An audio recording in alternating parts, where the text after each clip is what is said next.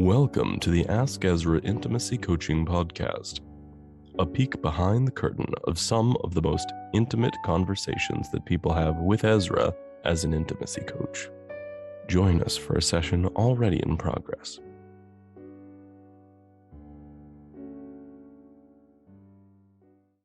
Hi, Angie. Welcome to the Ask Ezra podcast. Thanks for having me. I'm super excited to be here. Yeah, super happy to have you. And we met on your podcast, right? Yeah, we met when we were doing a quick segment on the So You're Ready to Date podcast. So that was a lot of fun. And I really appreciate you offering or volunteering to let me come and have an opportunity to speak with you on your podcast as well. Yeah, for sure. I love the premise of your show because dating is so scary. It definitely is. I think there is, when you're first getting back into the dating scene, there's so much pressure out there and so much societal pressure too. So having some tips and tricks and having somebody just to stand behind you and give you permission to do things your own way and helping you through some of those first steps when you're setting up dating profiles or how to meet people and how to have some of those conversations when you're first getting started is super helpful and something that I definitely wish I had more of in my life, which is the reason that we started the podcast. And it's been a lot of fun and it's been very helpful for a lot of people so far. Yeah, absolutely. Recently I had an odd experience of turning the tables I had a guest come on the show and we did the regular show and they were so eager to coach me. I said, okay, fine, let's do it. And we did a swappy kind of episode, switchy episode, if you will. And it was so funny because we were talking about these limitations about dating and what am I doing that's getting in the way of my own ability to date. And I'm happy to say that since that episode, it really opened my eyes. It was like, okay, I'm really not doing the work and I'm not getting dates because I'm not trying to get dates. And I got a date. So there you go.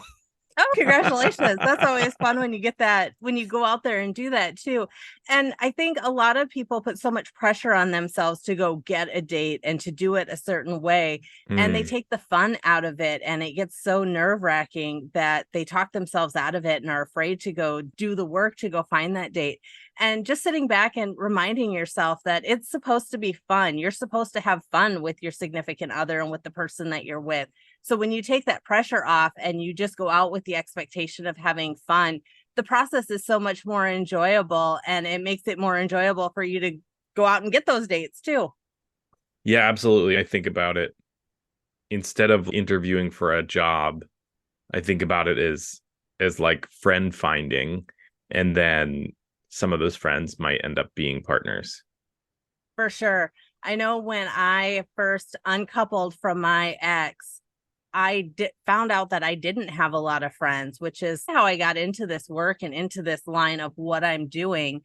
And I went online and had to Google how to find friends. So like I said, when I really could have used some of this support in the beginning, I really meant it. And it's how I got into transformational coaching. It's how I got into opening those lines of communications. And it's how I really got passionate about helping people build bridges and build relationships. And I got into the whole dating aspect of it, but it's so much bigger than that because it's about building relationships with friendships and with colleagues and with business associates and really getting that pressure off of you and not being afraid to talk to people that you see or meet in public because you're having such an influence on them in their day and in their lives that you may not even know, even if you're having just this brief casual encounter.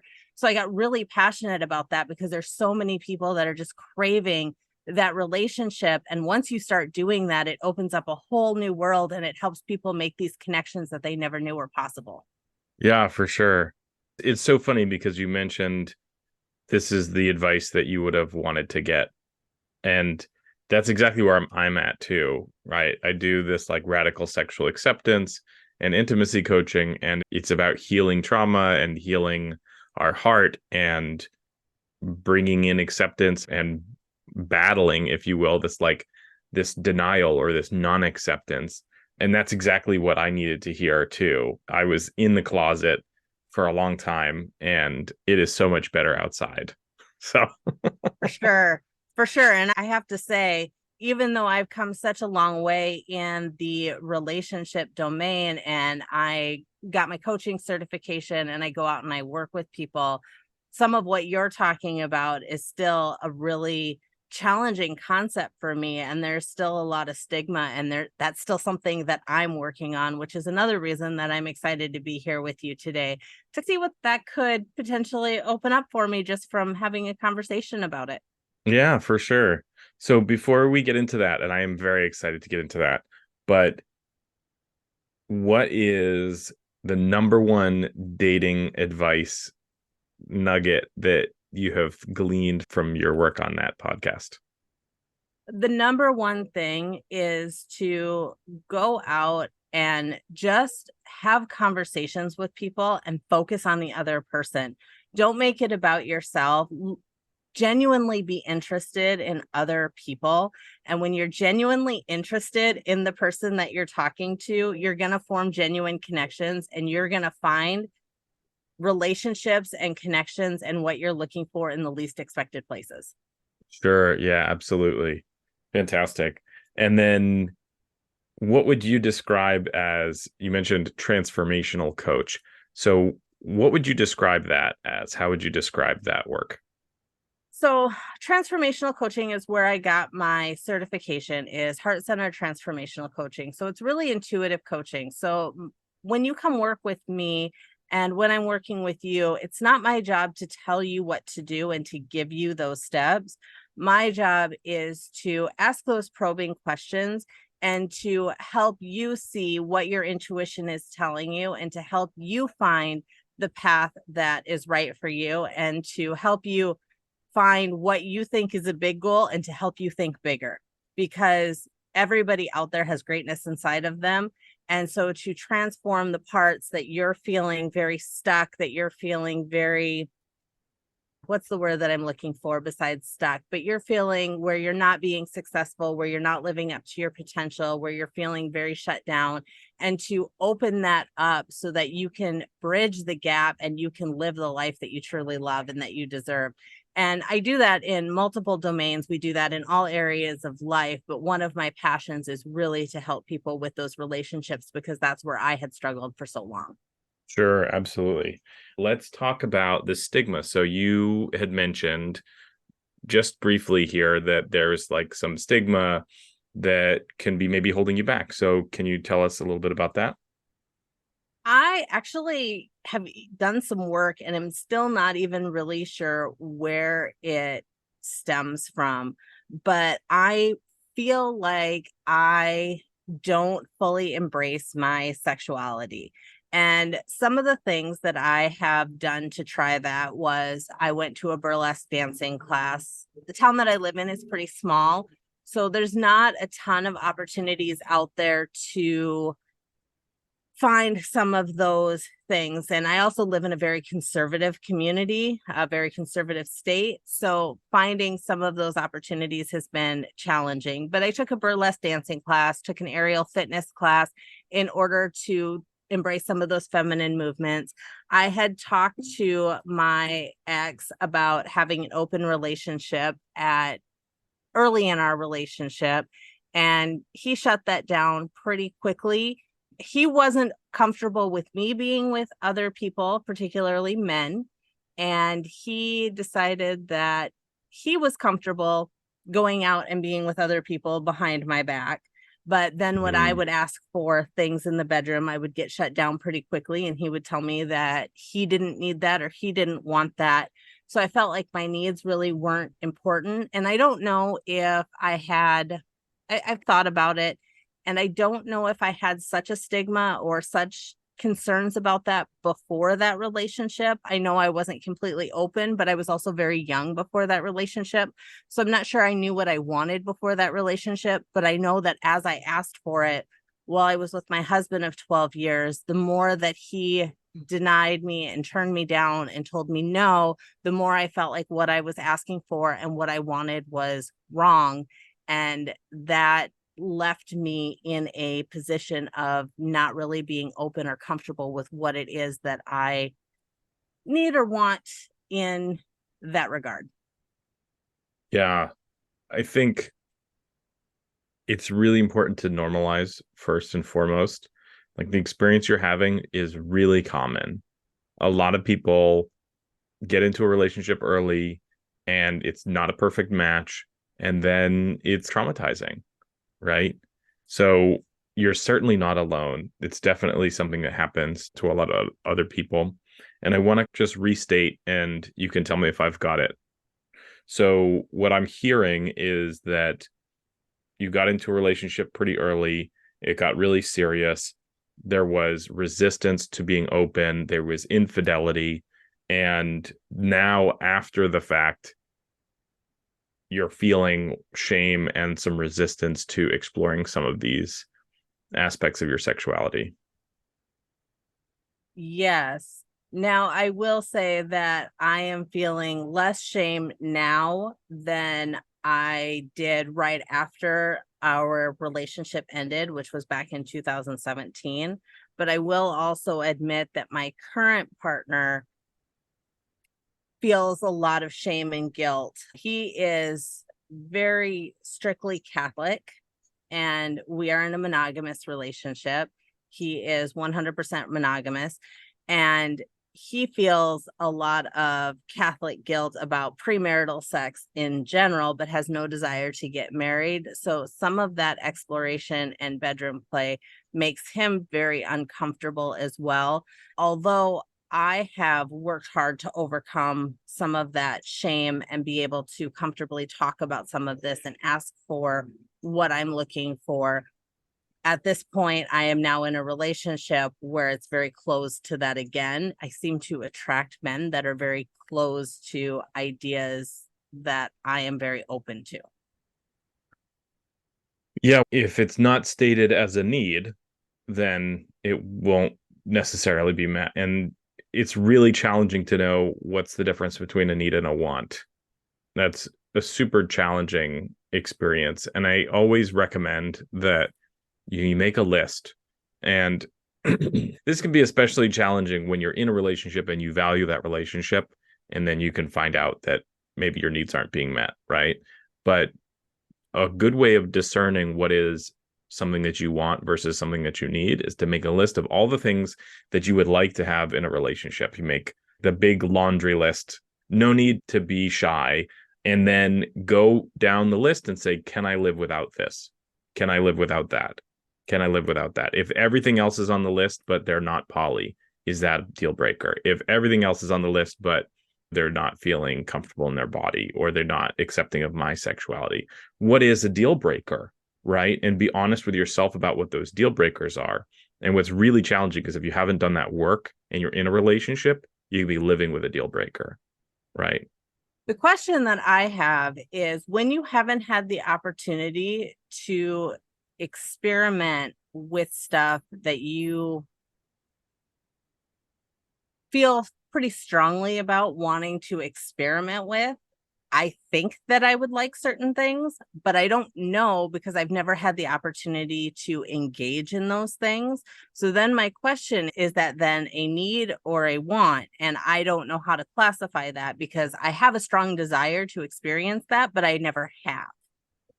Yeah, I mean, you could think about exploring as a need or a want. Okay, I've never thought about it that way. Yeah. There's so many different ways to explore, right? You can explore with your partner, you can explore in fantasy, you can explore outside of a relationship. It sounds like ethics are really important, so I wouldn't recommend going behind your partner's back, but you could find a middle ground where you're trying something out or observing something and getting a sense. I want to get a sense of if this is really valuable to me. And there are some things that are fantastic fantasies, and then when you go out and you try it and you go, wow, this really isn't for me, or I'm really not ready for this, and you don't know until you try it. So I would recommend making that list, making that long list of things that you want in a relationship, and then finding out what really is a deal breaker. What is it that you need? And if there's a thing that you need that's not in this relationship, then you need to weigh it against the value of the relationship. I don't advocate for staying together or breaking up. I'm advocating for being honest about what you are missing in any given moment. And if you are not honest about what's missing from a relationship, it could lead to resentment and it could end the relationship on its own. Absolutely, it could. Those little resentments definitely add up. And that is something that I haven't really been experiencing as of yet, but it is something that I know built up in my last relationship that I could definitely see starting if I don't see some traction or some willingness to compromise on some of this stuff somewhere. Like, I don't need everything, but I need something is where I'm at. I need a little bit more than where we're at. I need something. I need at least some exploration. I need some willingness to introduce something that is a little bit new and different. One of the things that I have realized, and he seems to be, and I don't want to be airing his dirty laundry, but he seems to be maybe a little bit asexual. I would never say that out loud to him, but he does seem to be a little bit asexual. And when he's got to be very attached and attracted and very emotionally connected in order to engage in that type of intimacy. And he's had a lot of traumatic family stuff going on lately. People in his family diagnosed with very hard diagnoses and dealing with a lot of loss in his family. And one of the things that I've realized is that this is the longest period in my life, my entire life, even when my marriage was falling apart, that I have gone without sexual intimacy, which has been a challenge for me too. Like I said, I don't think that there isn't any resentment yet, but I shouldn't say any. There's probably a little bit starting to build up, but it's because now I'm starting to notice things and I'm starting to pay attention to it. So it's starting to be there. It's not an issue yet, but it is a conversation that we've had once. And when I get home, I've been gone for the past 3 weeks. And when I get home, it will be another conversation. And I do expect that some things would need to change. Yeah. And when you say there isn't any resentment yet, that's pretty telling, right? It screams to me that you've identified that there are some things that are going to certainly lead to resentment if they don't change. Yes. Yeah. And being clear with your partner, I think, is the best way to move forward, because I don't think anybody wants that. Communication is key. And sometimes that's just hard. And I talk about it, and we talk about hard conversations all the time. And it's one of those things that when you're there, I can give the advice all day long, but sometimes it's hard to take your own advice, right? Absolutely. Yeah. Coaches need coaches. Therapists need therapists. Let's just completely dispense with this notion that we're supposed to be perfect humans, because that's unreasonable. True. Very true. So, Angie, let me ask you the question. If I could take my magic wand, and I actually do have a crystal wand in my I love desk. it. Thank you. It's selenite. If I could wave my magic wand, poof, now all your challenges are not your challenges anymore. What does that look like? Oh, are you just in this area of my life? Is that all you want to know about? Yeah, let's be specific. Yeah, let's be Right. specific. I'm not a financial coach. Specifically, we're talking about challenges in getting your needs met, identifying what your needs are, and embodying your sexuality, overcoming this experience of shame, right? So you tell me what's most important here, and what does it look like when it's not a challenge anymore? For me, the most important thing for me is being comfortable in my own body. So wearing what I want to wear, feeling like I can get up on a dance floor and dance, feeling like I can move, not being afraid if I wanted to join a burlesque troupe and go out and perform, being able to do that without being worried about what everybody else is going to think. Being able to perform a striptease in private for my significant other or others, depending on what my personal life would look like at that point in time. I am not opposed to an open relationship. I am not opposed to polyamory. I am not monogamous. I'm not non-monogamous, but I'm not I don't have to be monogamous either. I am open to whatever the right relationship looks like. What I want is a partner that I mesh with well and that matches my lifestyle well and that is open to exploration with me so that we can try the things that I have never tried and is open to incorporating new bedroom play into our lives. And also being comfortable and releasing the shame surrounding having conversations about specific things that I may or may not enjoy. Okay, so with this magic wand exercise, we started with most important thing is being comfortable in your body. And it very quickly moved to a relationship where there was lots of exploring happening.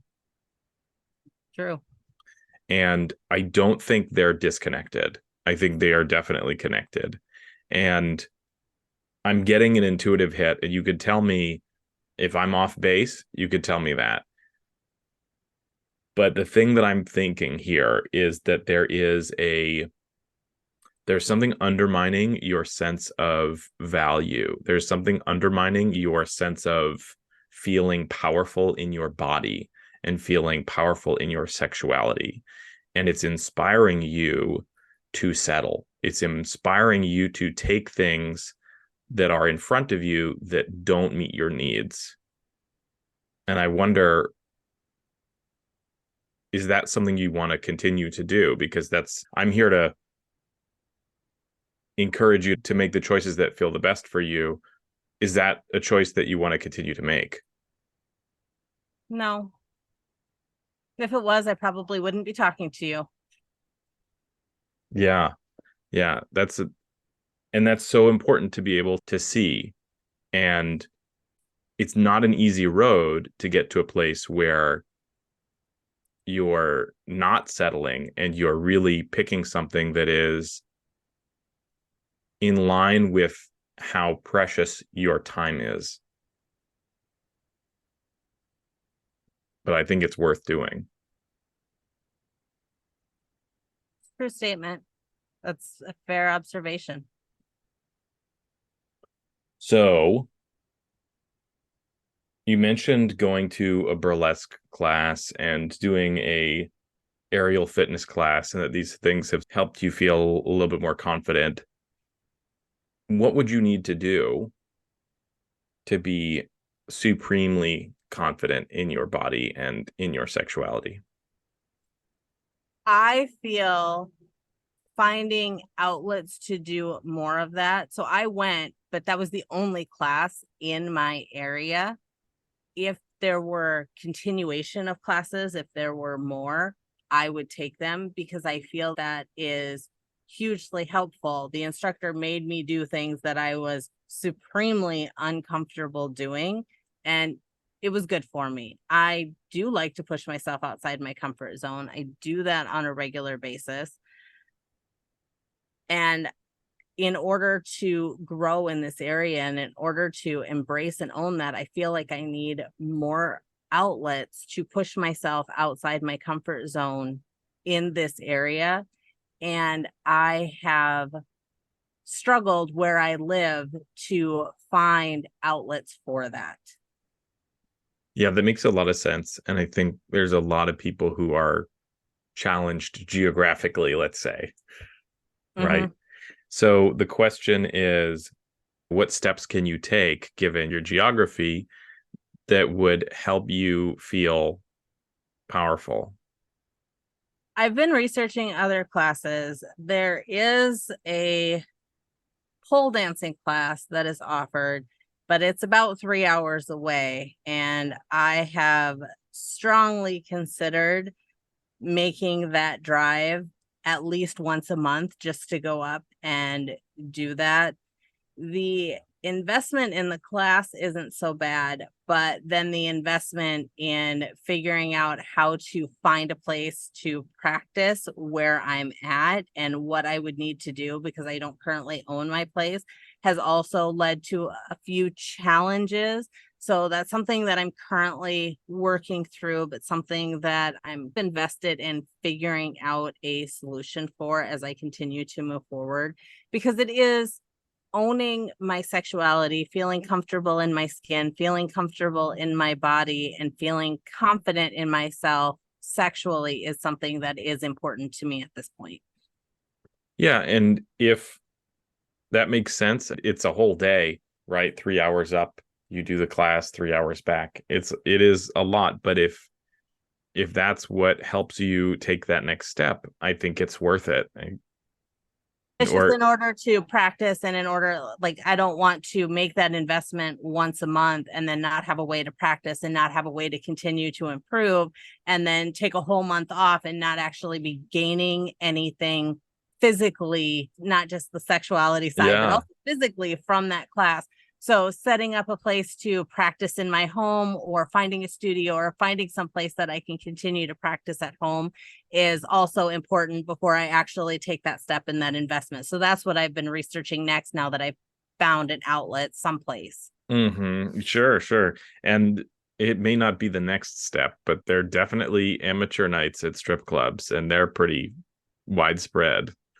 Oh, that is not on the radar yet. That is maybe way down the road. I also live in a small community where I know a lot of people that maybe joining a burlesque troupe might be the next step, where I'm performing somewhat clothed in front of people. That maybe that I could see, but that's also a little ways down the road. I would need to feel much more comfortable shaking my booty or something first. Yeah, absolutely. Yeah, honor that. Honor your boundaries. I'm not here to pressure you into working at a strip club, certainly. It's an idea, but we're definitely not anywhere near that. Yeah. You mentioned previously, like, shame from a previous relationship. So I'd love to talk about, like, the process of unpacking that shame. Sure. So first, I want to mention that there was this misconception I had that we get some shame in childhood. I'm a childhood abuse survivor, right? So I was like, oh, that's when you get it. But no, you can get it anytime. You can be traumatized today, and it could be significant and make a difference and be worth unpacking, right? So I want to normalize this experience of having a relationship or an experience that isn't part of your childhood that leaves us feeling ashamed or worse for wear or traumatized, right? And they're worth unpacking, and we can unpack them as well at any age, right? So Absolutely. It was interesting to me when I was taking that class I was telling you about. One of the things that the instructor asked was about our favorite parts of our body and about the least favorite parts of our body. And it's like you were saying, you just thought people got their trauma or their shame in childhood. And one of the ladies said that her vagina was her least favorite part of her body. And that blew my mind, because how can somebody not like that part of their body? Like, how can that be your least favorite part of your body? But as she went on, not that I judged her for it, but I never would have thought of that. That wasn't something that ever would have come into my purview as something that somebody would say. And she went on to talk about how her current marriage was driving that perception of that body part of hers. And I agree. It's something that we can get at any age, from all kinds of different places. yeah. And so the question is, how do you unpack it, right? How do you reduce shame? And There's a lot of ways. Sometimes it feels like shame is like a child, a nagging child. And when a little kid wants to tell you something, they don't get quieter the less you listen, right? The less you listen, the louder they get, the louder they get, the louder they get. And the way to address the nagging child is to listen. And sometimes feelings can be that way too. And if we can take the time to really feel it, to almost invite it in, I don't think that we need to necessarily make it happen because life gives us these opportunities, but we can recontextualize these feelings as opportunities to experience and opportunities to listen if there's a message to learn, right? And so really feeling the feelings, really, it's really tempting to run away, to medicate, to numb, to distract. And if we can take a moment and say, okay, this is what I need to feel right now. Let me sit with it. Let me invite it in. Let me care for it. Let me be compassionate to this feeling. Then it may have a message for us, and it may become quieter because it feels heard, right? Yeah, I think that is definitely a good way to work on it yourself. I know for myself, and not in this instance, but I had, when I uncoupled and before I became a coach, I had a lot of shame surrounding a lot of things in my life. And I kept to myself. I didn't have a lot of friends. As I mentioned, I had to go on Google and search how to make friends. And I didn't talk about my life. I didn't let people see in. I didn't want people to know that I was in a failing marriage. I didn't judge anybody else who went through an uncoupling process. But at that point, I knew that people lived non-conventional lives, but my family didn't live a non-conventional life. I didn't live a non-conventional life. And I felt like a failure when my marriage started falling apart or when he was cheating on me. And I didn't want people to know because was it my fault he was cheating on me? And what I found actually reduced the shame for me was after we uncoupled and I started sharing my story, I started talking about it. And I can Mm, stand up and say that I definitely had a huge part to play in the reason that my marriage failed. It was not all his fault. And just because he cheated doesn't mean that it was all his fault. I had a big part to play, but so did he. There were a lot of things about our marriage that didn't work. And there were a lot of things. We had a lot of good times and we had a lot of good memories. But releasing the shame for me meant bringing it out of the dark and talking about it. And the more I talked about it, the freer I felt, and the more people benefited from my story. So it's really worth opening the door. And even if you have to start with just opening the door a tiny crack and talking about one thing, you will start to feel so much better and start to release the shame, which is another reason that I would agree to come on a show like this and kind of air my dirty laundry to the whole world and let anybody listen to it. Because I think it's important to start talking about those things that you feel ashamed of, because the more you talk about them, the more you normalize them, the more you put them out there, the less of a hold they have over you. And while it's a very vulnerable thing to do, it's also a very freeing thing to do.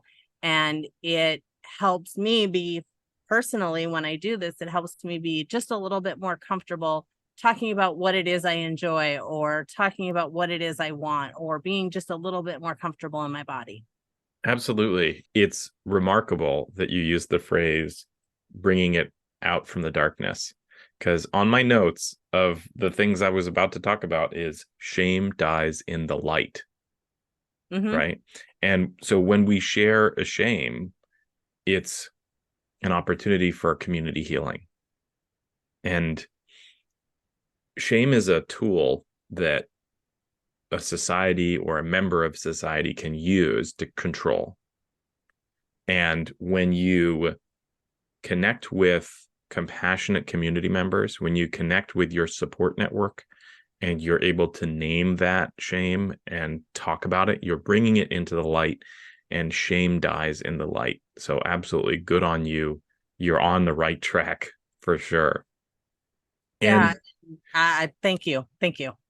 and thank you for coming on the show, because I guarantee somebody who's listening is having a similar experience, and we've just helped reduce their shame as well.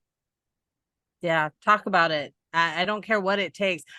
When I started talking about it, I'm just going to share, because if somebody is Please. having a similar experience, like I said, I went online and I Googled how to make friends. I ended up finding this site and I joined it. And what it was, couchsurfing.com, very much like Airbnb shared space, but no money is exchanged. If anybody has never heard of it before, you can go check it out.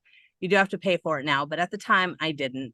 And I set up a profile and I looked at it and I thought it was crazy. And somebody requested to stay with me on a whim. After everybody told me not to do it, I said yes. But what happened was I started letting strangers into my personal space. I let strangers spend the night at my house. I let them stay over. And as they stayed over and I started connecting with them, I started sharing my story with strangers. And as crazy as that seems, I was talking about my shame to these total strangers that I had never met before, that were in my personal space. But the nice thing about that was I wasn't doing it to these people that I had known all my life. I was sharing it with strangers who I was never going to see again. And so I could talk about it, and it gave me an opportunity to tell it time after time. And while they felt like they were getting to know me and I was getting to know them, and we were having this connection and we were having this really great time, and they were sleeping in my space, and they felt like they were doing this huge, or I was doing this huge favor for them, giving them a place to stay for free. They have no idea what they were doing for me, helping me let go of all of that shame and being able to share my story openly with friends, family, with anybody who asked to be able to come on here and talk about everything that I went through and everything that I was ashamed of back at that time. It was such a huge help. And just because I started talking to random strangers that showed up on my front step. Yeah. It's Taxi Cab Confessions. Yeah, do you remember that exactly. show? Yes. And that's exactly what it was like.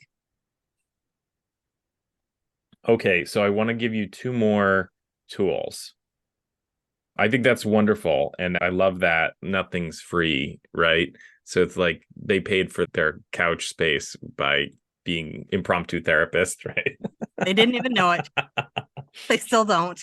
So two things. One you can do right away. The other one might take some time to set up, right? It might take some time to get in the right space for it. But the one you can do right away is called a key phrase. And this one really helped me. And my shame was around behavior. I'm a child of attention deficit disorder.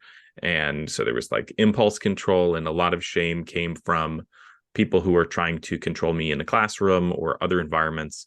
It was like, if we can shame Ezra, we can get him to stop acting, inappropriately. And it worked, but now I have shame. So the point of this exercise is a key phrase. So you can have this big elaborate conversation about readjusting the narrative and changing the context and reminding yourself of your values. And this can be this big, long, multiple paragraphs kind of conversation that gives you the key to that challenging experience, or to be free of that challenging experience, I should say. But then the trick is to find a key phrase that touches on that big, long dialogue, but is really easy to remember and it's quick to say. Again, my shame was around acting out or acting appropriately or whatever. And so when I feel that, it feels like one of those face huggers from Aliens. It feels like stuck on my head. So the way out of that feeling for me is to remember, sure, it was a little bit messy, but it happened just the way it needed to. And all I can do now is learn my lessons. And for me, that just frees me, right? And there's a phrase that can work that way for you. And maybe it's a conversation, but when you feel like you've let go, when you feel like you've been able to release it, really think about what is that experience? What is that narrative change that happened? And how can I encapsulate it and remind myself later and use it like a key? So you find yourself in the bondage of shame. Can you turn the key? Right. I love that. I'll work on that. And the other one is body affirmations. So we get lots of messages from society, from the beauty industry, from partners, from parents, from all kinds of places that our bodies are shameful or our bodies aren't perfect or whatever, right? All these messages that can contribute to shame. And the antidote to that is to get somebody who really appreciates your body and for them to describe it specifically. Like, I also have this experience of feeling not very attractive. And there are these people in my life that find me very attractive. And so I go, okay, what about it specifically? What about me specifically is attractive? Let me understand. Let me see me through your eyes.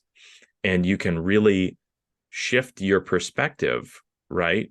I might say my nose is too big, right? I got a sizable schnoz. And if somebody really likes my nose, then I'm going to want to hear from them. Why do you like my nose? How do you like my nose? What about it do you like? Because I'm over here. I used to say this joke. I actually got my mom's nose and my dad's nose, one on top of the other. But it's just a self-deprecating joke. But I can have my partner tell me what specifically about my nose or my body or whatever is good and is wonderful. And then when I'm having those hard feelings and hard thoughts about myself, I can remember that so-and-so thought it was really stately, or so-and-so really loved this particular curve. And perhaps you can see it in their eyes and you can encourage yourself to love yourself even more. It's so interesting that you suggest that, because that is a practice that I have suggested and that I have done in other areas, talking about what am I good at? What do you like about my personality? What do you like? And I've done it in so many areas, but I have never thought to do that about physicality. And maybe it's because I'm much harsher on physicality than I am about some of those other things about myself. I don't know why, but now that you say it, it's like this light bulb is going off saying, you could have done this. You knew this. Why didn't you think about it? And that's fair. I didn't think about it because I needed you to tell me. So it's all good. Yeah, it wasn't the right time. Now's the right time. Yeah, and it's just interesting how you can do some of these things and you can apply them and you know them and you hear them from somebody else and this light bulb goes off and you think, wow, that's something I should have thought of.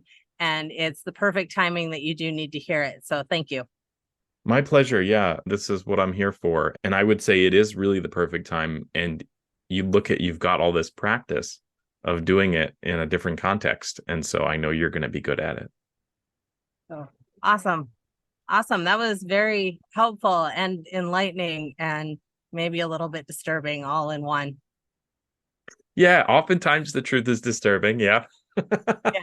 Yeah. It's funny because we live in this world where nobody wants to be uncomfortable.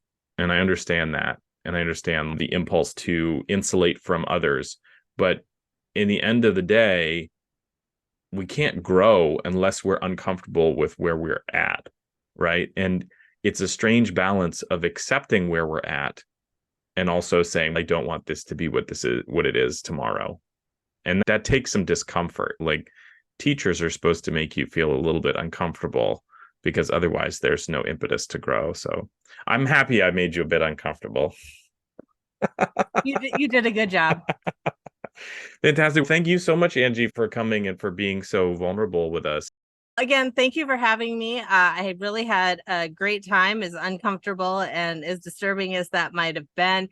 It was definitely exactly what I needed. And I know we got a little bit outside your purview when we started talking about relationships, because I know it's what I love to do.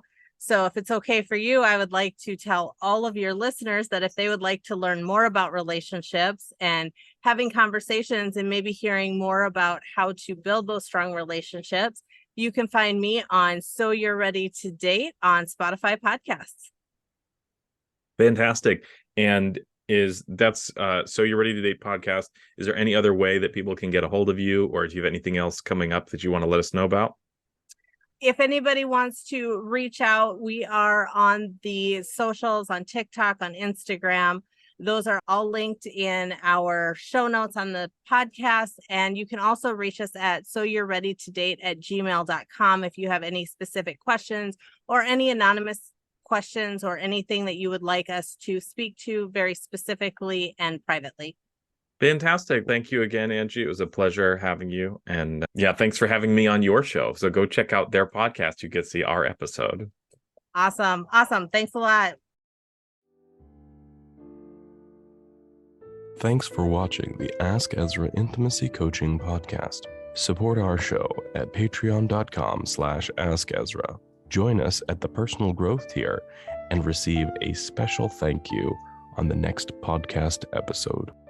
A very special thank you to both Sarah Nash and Deb Matson for being Patreon supporters at the personal growth tier and helping make the Ask Ezra Intimacy Coaching Podcast possible.